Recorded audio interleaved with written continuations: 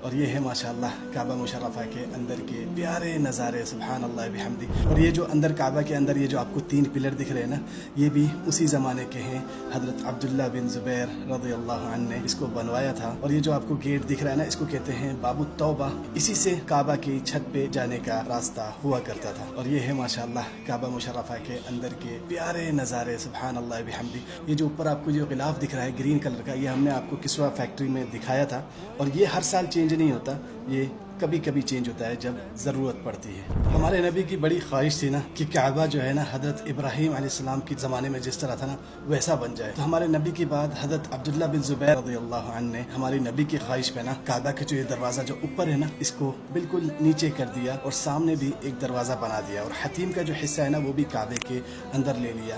फिर उस ज़माने में ना लोग जो है काबा के अंदर एक दरवाज़े से दाखिल होते थे, नफिल अदा करते थे और दूसरे दरवाज़े से बाहर निकल जाते थे।